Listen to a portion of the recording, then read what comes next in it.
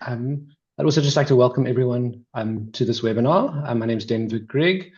I am part of Boston City campus in Cape Town, South Africa. I'm also the chair of the ACBSP Region 8, which is the Accreditation Council for Business Schools and Programs. It's a US-based accrediting body that accredits business programs around the world. And we are, ACBSP Region 8 has a collaboration with SABSA, where we're trying to add value to the broader region, which includes Africa, Asia, Europe, the Middle East, and Oceania. So our goal is to add value. This is one of the mechanisms we're adding value. So I have three short things before we start. Just a word on the competition and the conference in November, a date for the next session, and then an introduction to the two people you're actually here to listen to.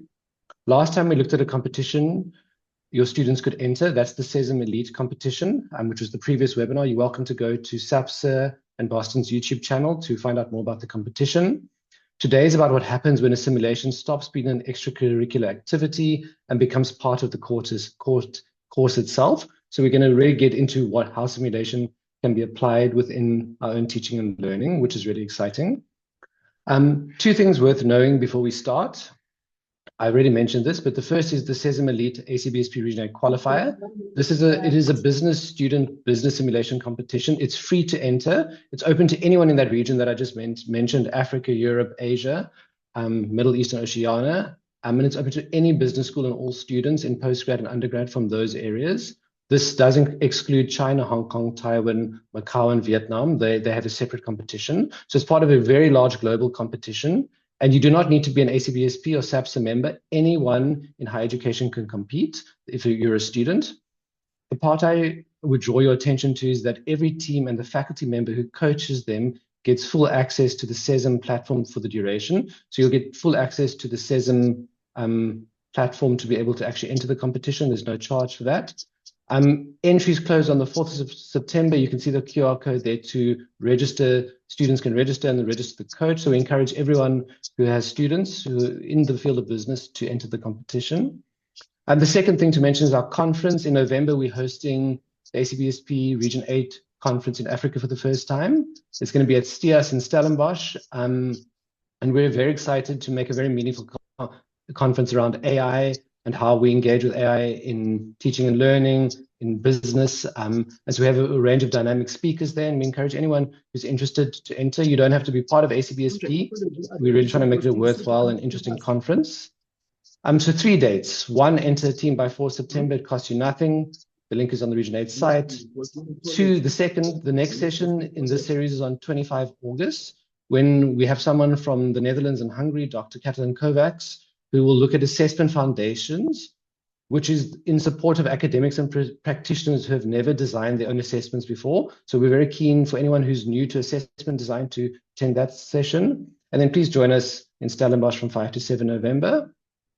And why we're all here. So I want to just introduce our speakers today and to say thank you to Veijo and Professor Wynand van Dyk. Veijo Kyosti is the CEO of Cesim. He has spent his career delivering simulation-based training to managers and students across Europe, the US, the Middle East, and Asia, and making the case that simulation belongs in mainstream teaching rather than at the edges of it. So thank you, Veijo, for your time. We're looking forward to hearing from you.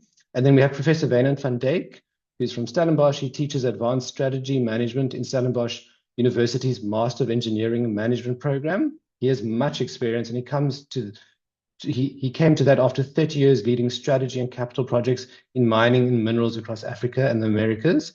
So he speaks as someone who has run businesses and now teaches students. He has a very interesting CV and a very interesting career.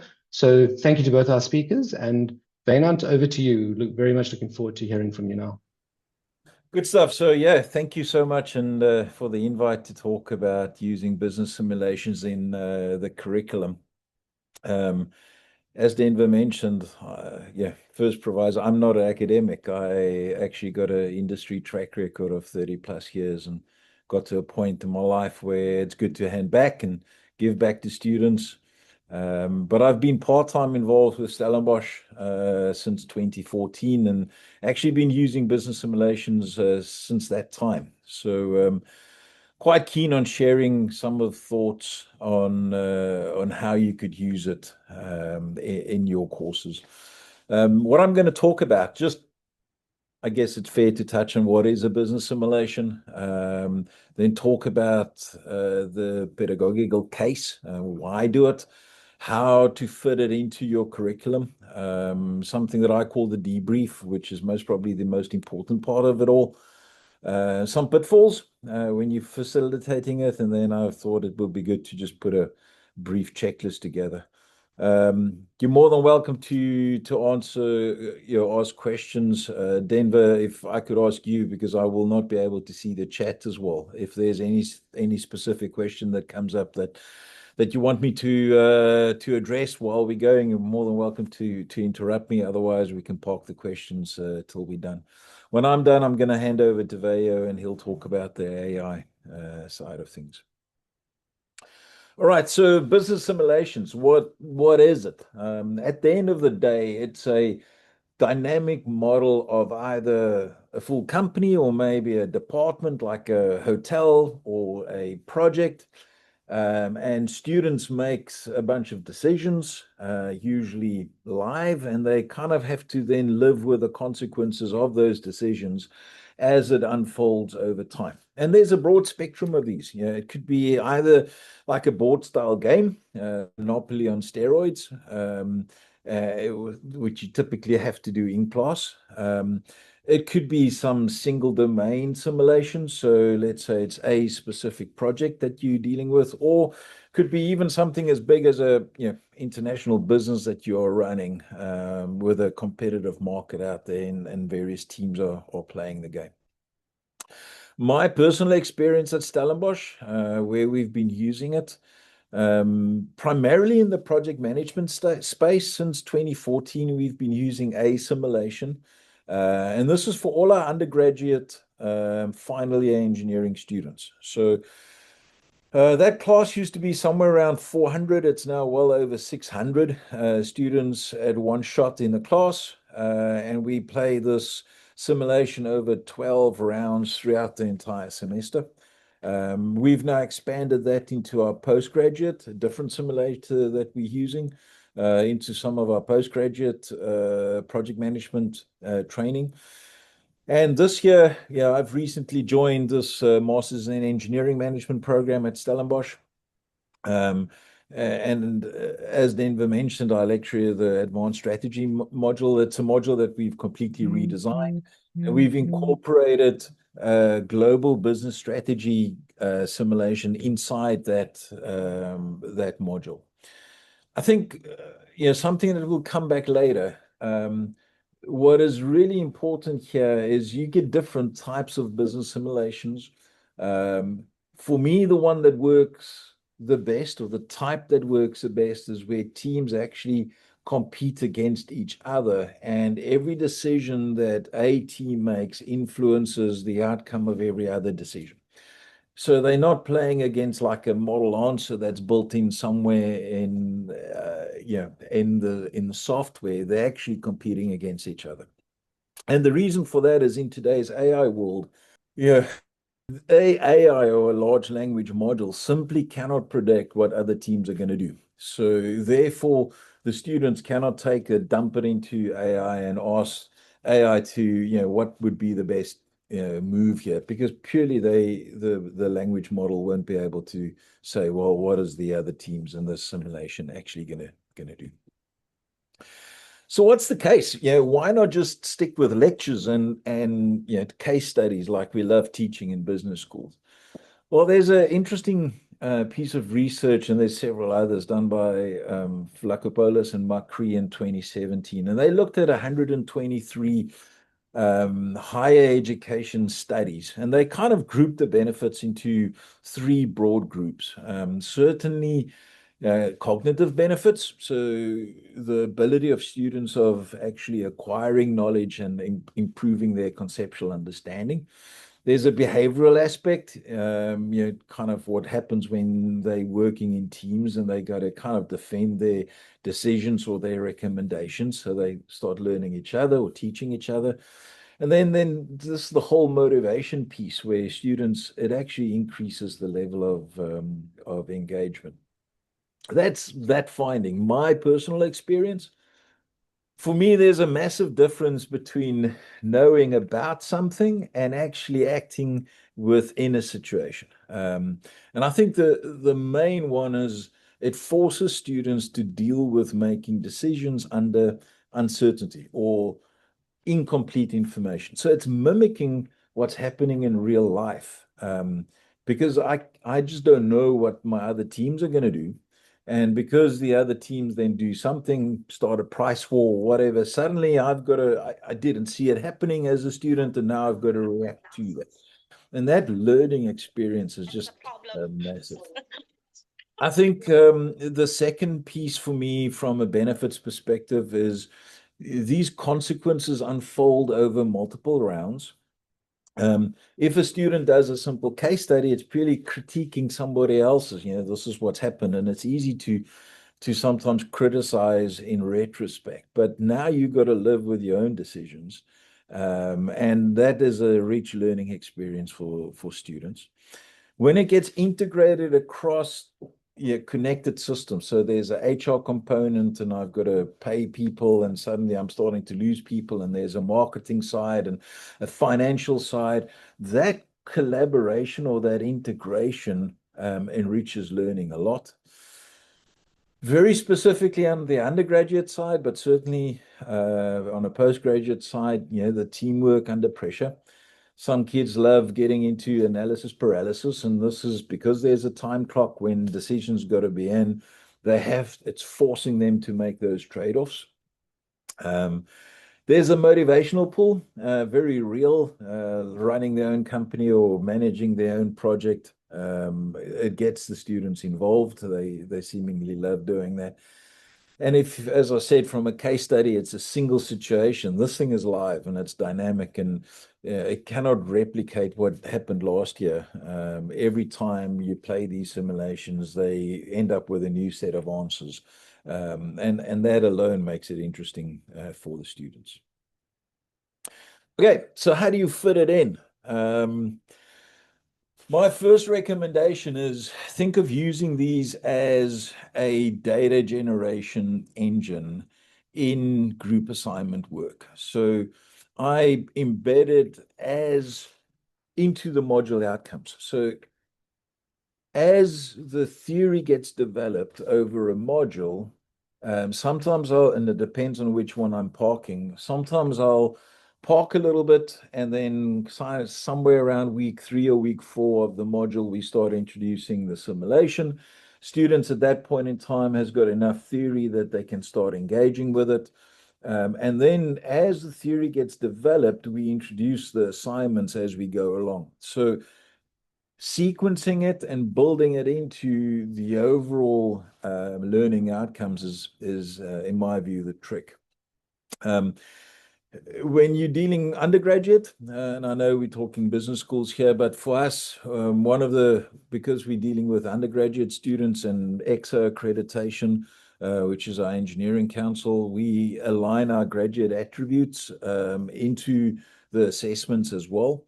And then from an assessment stance, don't couple the module pass and fail with how well a student did in the simulation.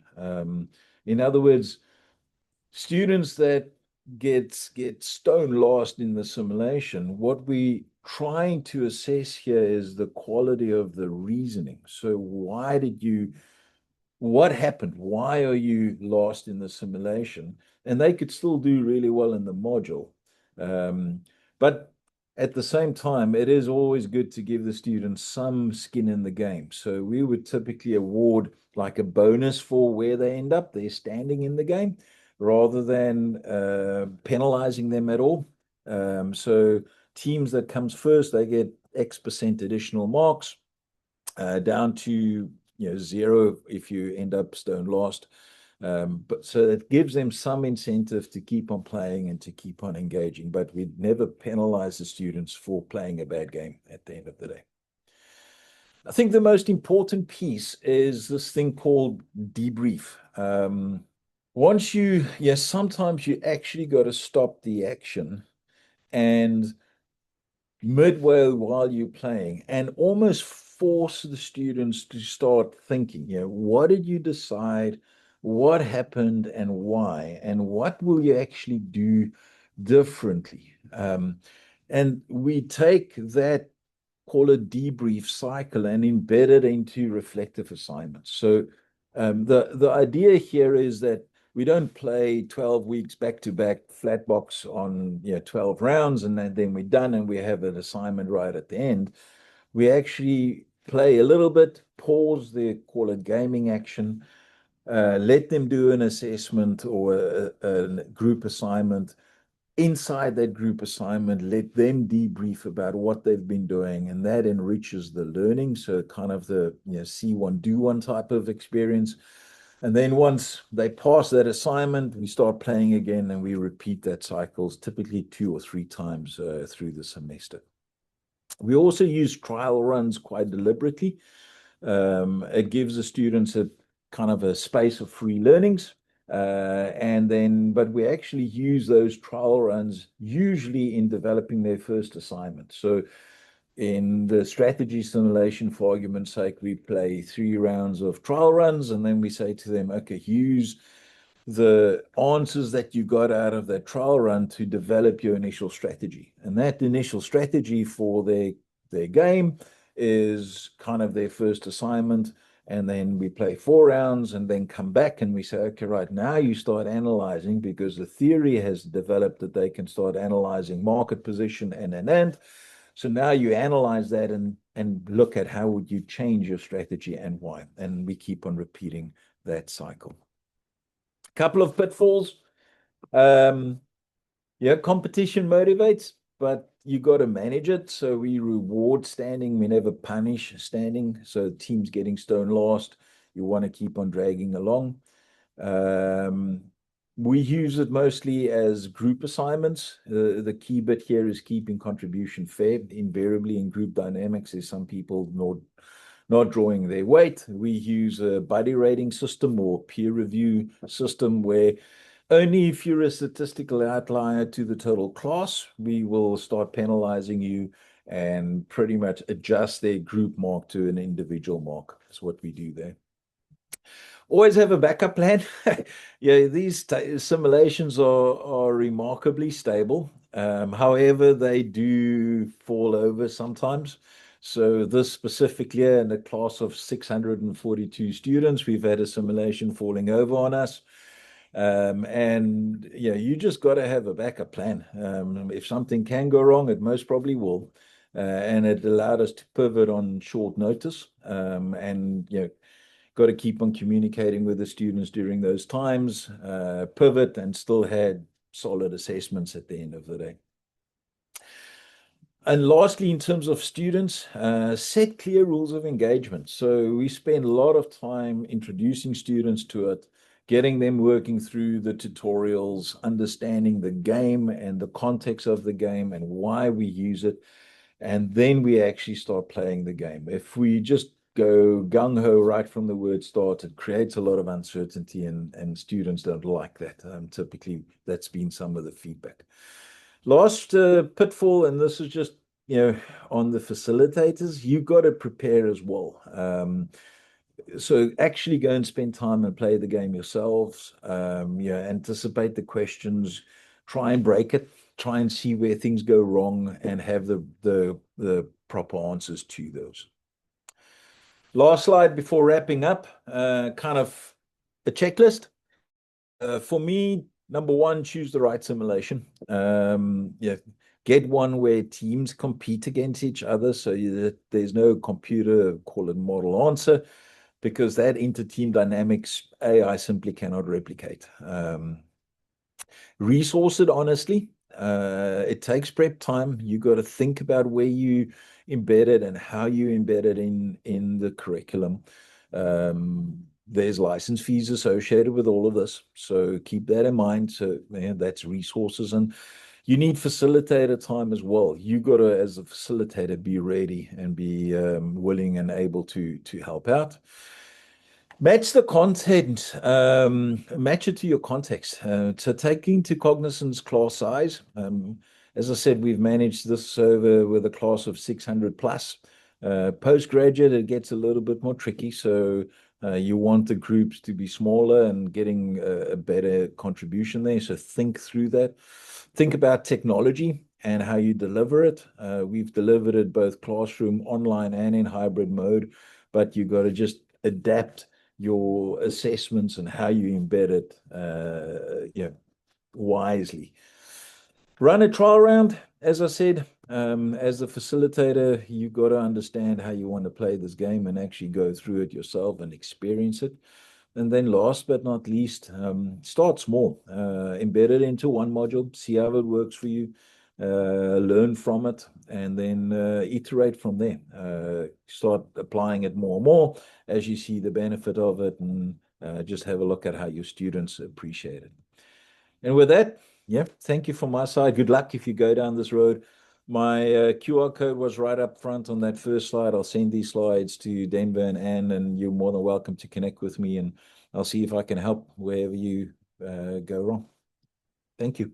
Thank you so much, Wynand. We really appreciate the presentation and the thought that you put into that, and just opening our eyes a little bit. So thank you so much for that. We really appreciate your time. I think we can hand over to Veijo now. So over to Veijo. And then, oh, sorry, before I get in there, does anyone have any questions for Wynand? Sorry, I jumped the gun there. We can take a few minutes for questions. We have some time for questions. If anyone has questions, you're welcome to speak or put them in the comments. If you have questions for Wynand. Good morning. Yes, I've got a question. Firstly, I like the way Wynand is running things without being punitive and giving bonus marks to the students that are doing quite well. Wynand, I just got a question in terms of if you have any practical examples you can share with us, maybe 1 or 2 screenshots of what the simulations look like. So I would love to do that, but yeah, I've got so many windows open at this point in time. Maybe Veijo could share. So we've used some Cesim simulations. That's how I got involved with this. We've used something called Sim for Project as well.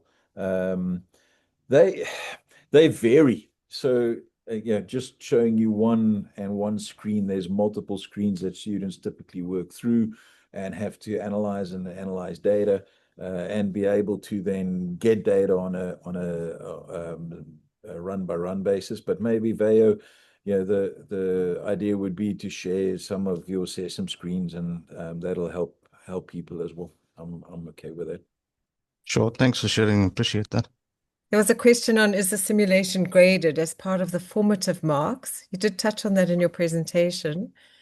No, I don't. So what we don't grade the performance in the simulation. We grade the ability of reasoning on why you ended up where you ended up. And then what we do is we actually give them, call it bonus marks. So the team that gets, first gets, I don't know, 6% to 8%.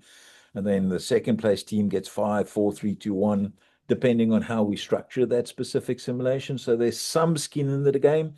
But when we started this, by the way, we had a thing where you could lose marks. So kind of the top place team got +3 and the worst team got -3, so that the simulation ended. And that was not a good idea. So that is a negative experience for students. So kind of the worst they can do is 0. It doesn't impact their semester grade. That's my advice. I've got a question, Wynand. I'm looking at the struggles that a higher education is going through in terms of trying to get authentic work coming from students because of the use of AI, of course. Then possibly this being part of the next generation of assessments. But I'm wondering now, how big is the simulation program? Is it something that can be run out of a learner management system, the normal learner management system, such as these modules that we have, or it has to require a lot of maybe space, capacity, and so on? Could it be a plugin that I can just plug in and I can run it off and assess 5,000 students, for example? Yeah, look, so 2 things on it. The ones that work is something that they usually hosted online. rather than a plugin. We provide a link inside Moodle where they use to log into the system. And they play then online, which when you hybrid delivery or you got, even in-class delivery, it allows students to be on, iPad anywhere in the world, literally. But I would be really cautious using the result of how well they play to assess them, whether, from a competency perspective, because sometimes one bad decision can really knock you in terms of your standings. And anybody makes mistakes. So that's why I won't necessarily use this as a direct assessment. I use this as a data generation engine. The challenge is, Nain, how do you use that data and turn it into an assessment that AI maybe cannot typically generate? So, for argument's sake, we ask students to generate a decision tracking system. So in the strategy game, every strategic decision they make, they got to have a log. Who made that decision? What was the alternative that they considered? AI cannot do that for them because the AI system cannot know what other teams are doing. So you've got to think through how do you use it so that, and kind of make your assessment bulletproof. In my strategy module now, part of my assessment is I say to students, hey, you got to make a pitch to investors. And that pitch, you got to deliver it as a recorded PowerPoint presentation. You know what? AI is not going to do that for you because it's the student's face that has to be as a little cameo on that PowerPoint presentation, and they got to deliver it. And if they're just reading a script, you know what? You know immediately. It's just not natural. So just, it's a challenge for us all. I don't think it's foolproof, but you've got to think about how you assess people in this day and world. All right, thank you. Wynand, I have a question for you, if I may. Right in the beginning, you mentioned case studies being used in the classroom, and obviously the business schools are generally of a higher sort of standard from undergrad. How do you feel the licensing fees, obviously, with the case studies versus the simulation competition type of environment? How are you finding that balancing out from an affordability perspective, and then also the learnings from case studies versus the simulations? The big difference for me on a case study is there's kind of, let's call it one correct answer. Whereas these simulations are so dynamic that there is no one correct answer. And that makes a real difference in my mind. In terms of affordability, man, let's twist Veijo's arm because it will always, if you're in Africa, you always need it cheaper. But you know what, it is not prohibitively expensive, put it to you that way. Some of these simulators do get expensive. You got to know that, and that's why I said go and evaluate it, understand that this is a resource, and you got to have, understand the profit margins that's associated with a module and whether you can afford carrying a simulation like that in it, and then compare it. What do you, HBR or whoever asks you for case studies, and make a trade-off. Thank you.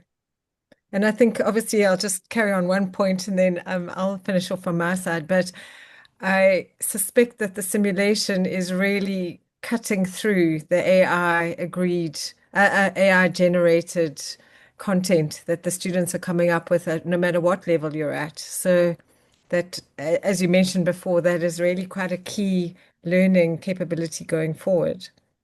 Yeah, but be warned, if you're playing against a computer where there's a model answer in the computer, I'm pretty sure the students will feed it into AI and get that model answer sooner rather than later.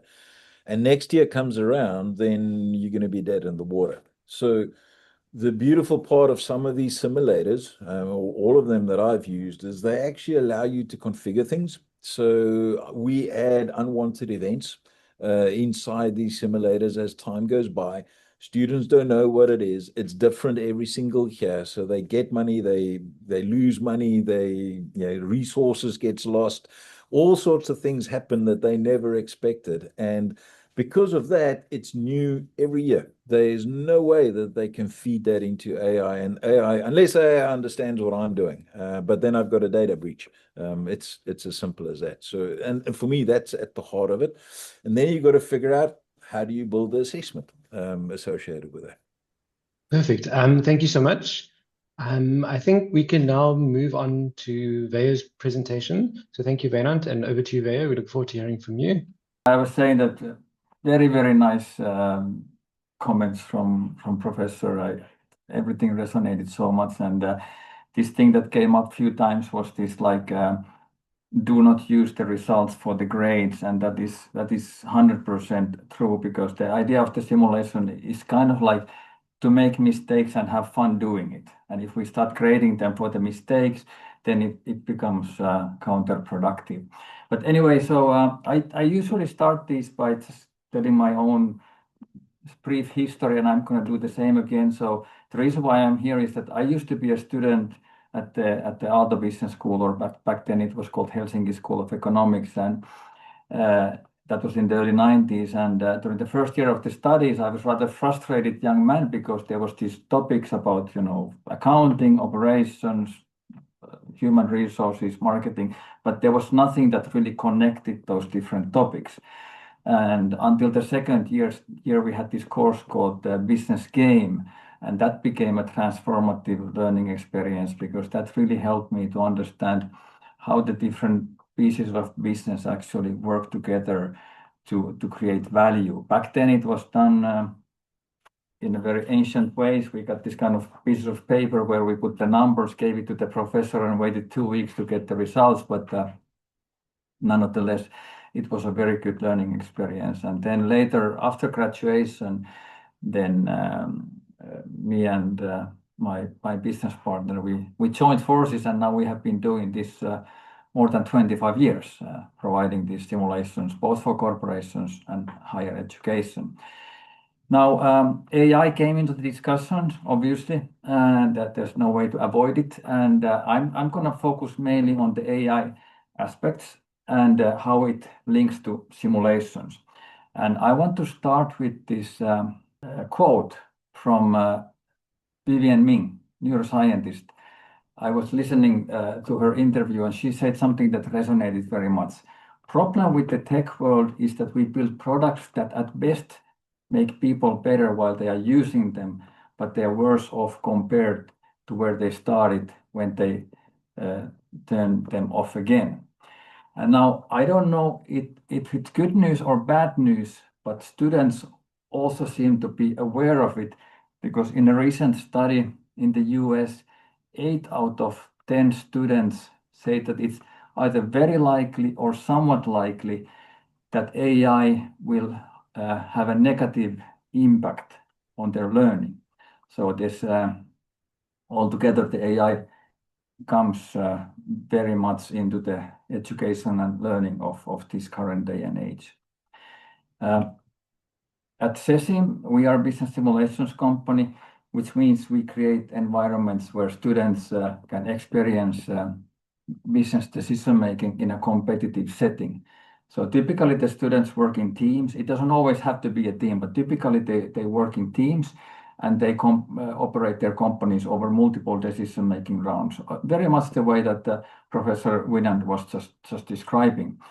And we take our place in the education ecosystem quite seriously. There was, during the semesters, there's more than 500,000 student logins on monthly on our platform. So there's a lot of traffic and a lot of student activity happening with our simulations.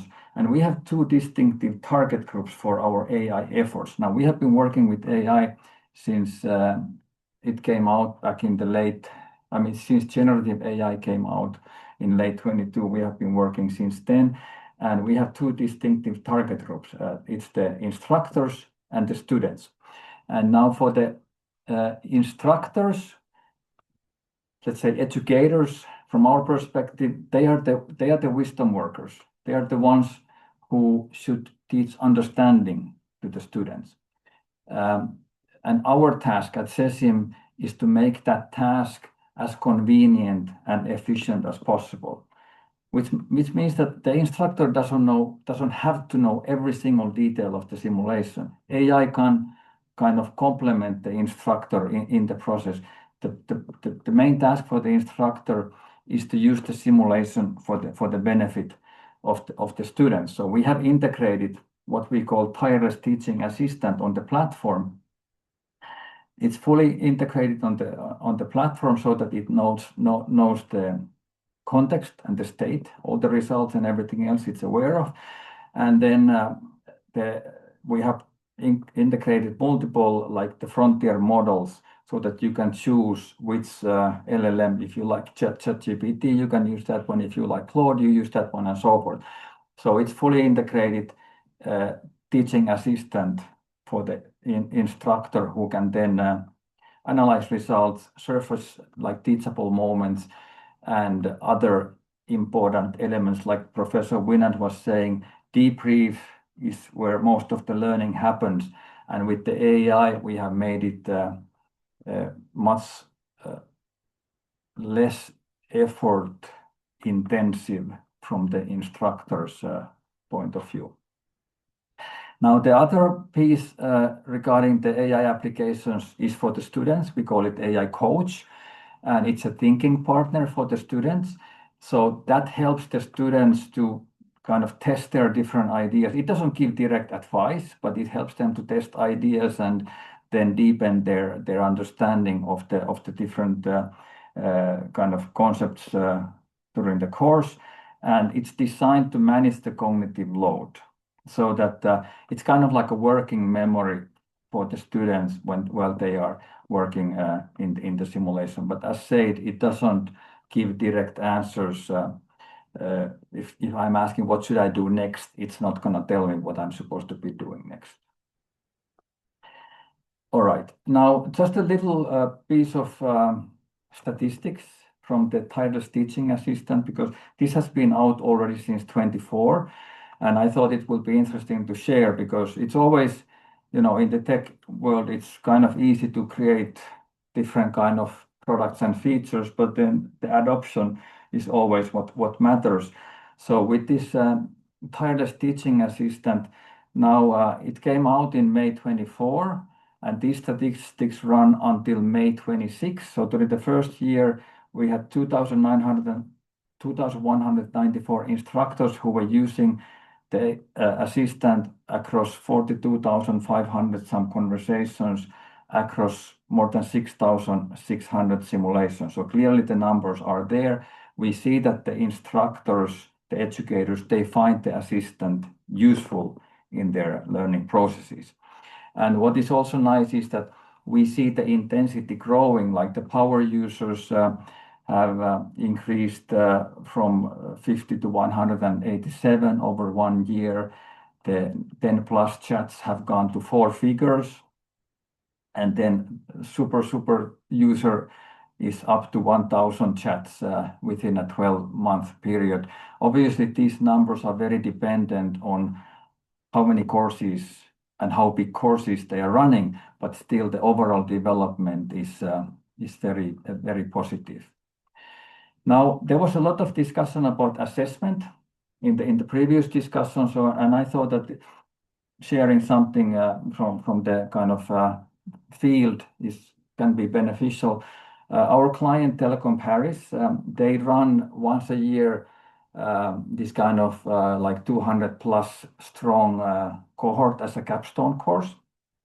And these are very resourceful students, like engineering students who are very capable of building their own AI agents and what so not to make the decisions on their behalf. And faculty obviously is quite aware of it. So what the faculty decided is that now let's encourage the use of AI during the actual learning process, but then we remove it completely during the assessment.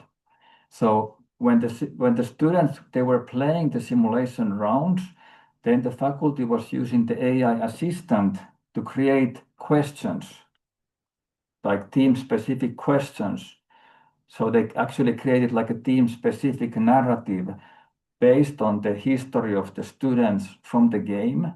And then they used that narrative for the assessment, which was analog, pen and paper assessment. And the outcome was very, very encouraging. Both the faculty and the students found it very, very nice because the discussions were like very deep, and there were a lot of sharing involved in that assessment process. So this I found to be a very nice way of like productively combining AI and human into the assessment process linked with simulations. A few words about the AI coach. Now, the AI assistant, that's 100% solid. We know exactly how it is. We continuously obviously develop it, but we know how the instructors like to use it and what makes it very useful in their teaching and learning processes. The AI coach is quite a bit more complicated. The technical side is done. I mean, we have had it out with some early adopter clients already since February this year. But the complication is with the students. Now, they are difficult to, I don't know, maybe I shouldn't use the word control, but we see a lot of like inconsistency in the way that students engage with the coach. But now the fact is that the students will use AI anyway, right? We all know that in the next step they have, you know, GPT or Claude or something like that. So that's given. Now, what we are doing with the coach is that we have integrated the coach on the platform so that it's context aware. It knows the results. It knows how much time the students are spending with the simulation. It also can give them some indication how much the competitive teams are spending with the simulation. So we have made it as context specific as possible. And when I talk about context specific, I think I also need to mention that the AI doesn't know any of the student personal details. So the AI, whatever information the AI is using, none of that includes the name, the email, or any personal details of the students or of the instructor. So there's no data privacy concern in the use of the AI in this our simulation platform context. Just wanted to get that out of the way. So anyway, so the students have the AI coach, and then here this picture on the screen shows you one team from a real course. Okay, so we have student 1 with 4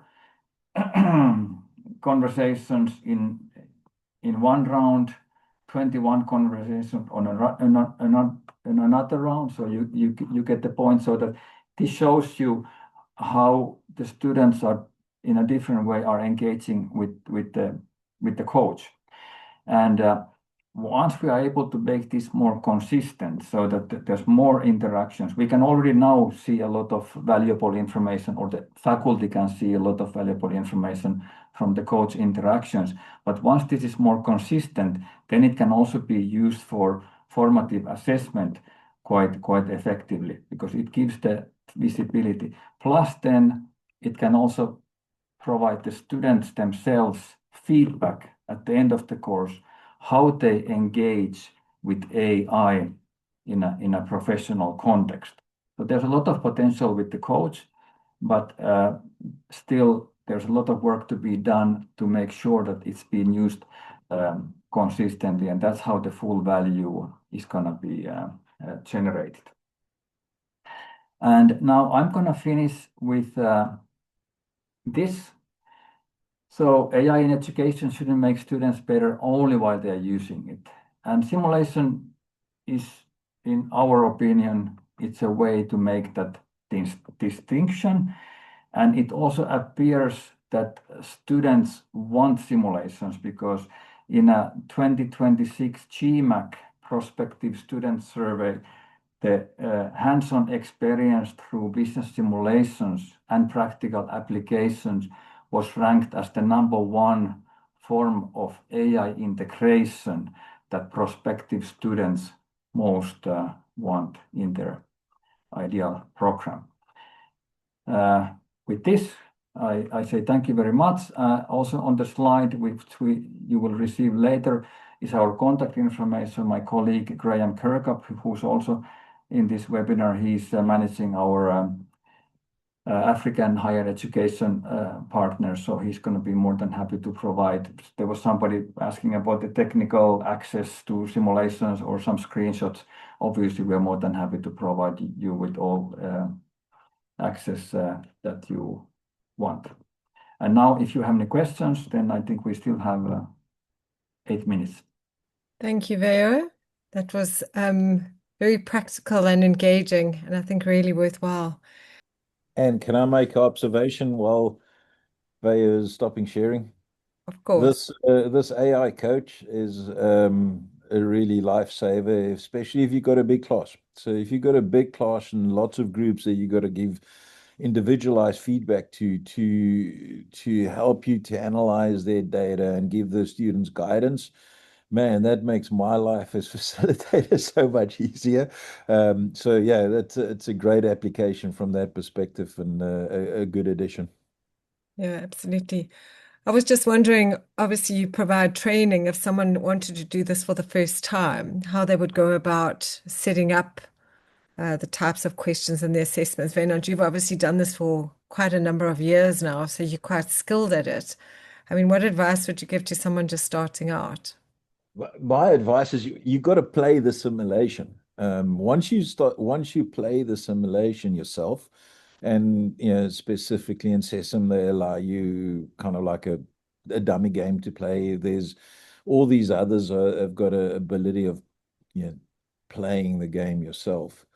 That then immediately puts you in the frame of how you would use it from an assessment perspective, and starting to understand. You have to understand the story. You have to understand the types of decisions that's got to be made, and then figure out how you build it into your curriculum.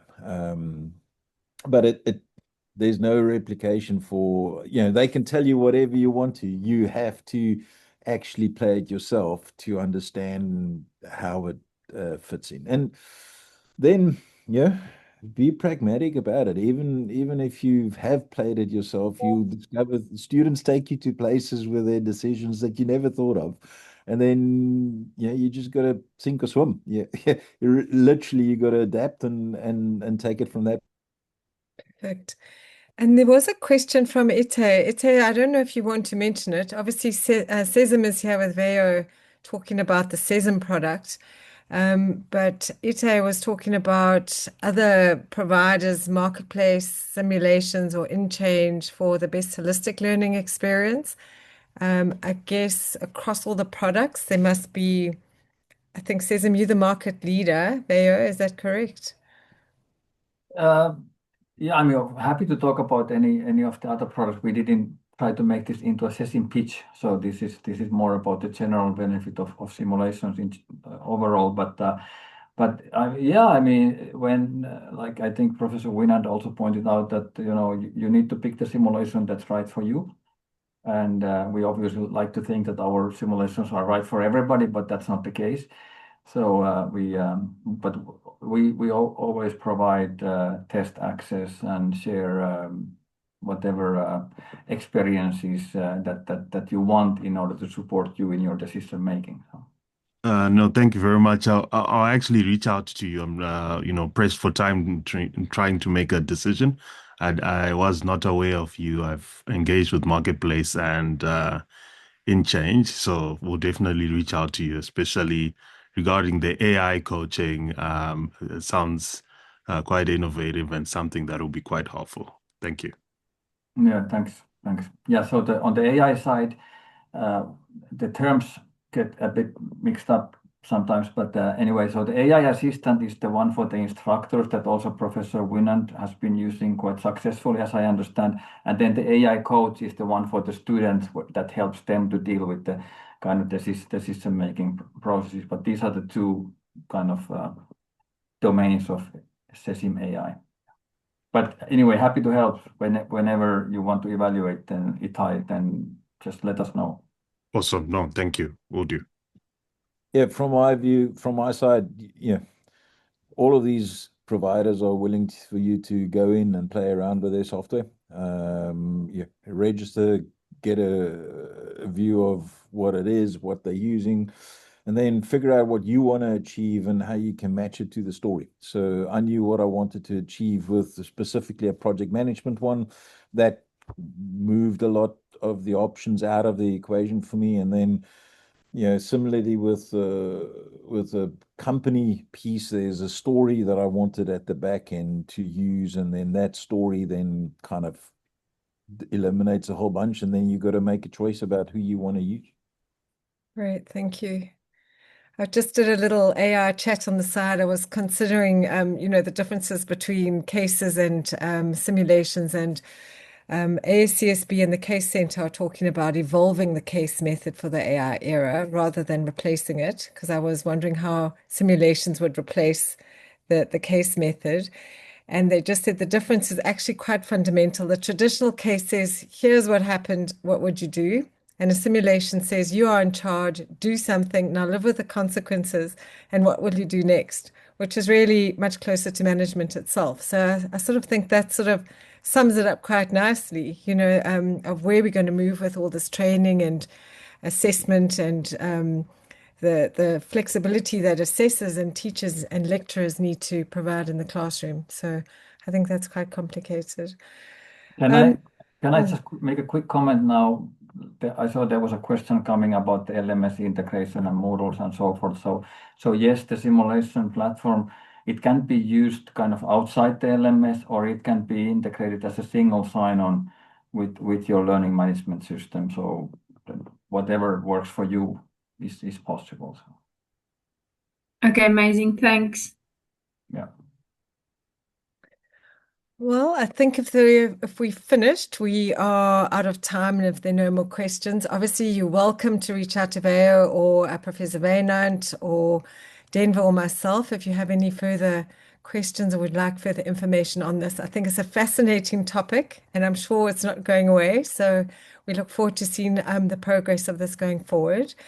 So just thank you to both Professor Wynand and Veijo for such a practical and engaging session. And thank you to everyone who joined us here today. It's wonderful to see so many people from all over the world as we grow our reach and capacity building initiatives for everybody, specifically faculty.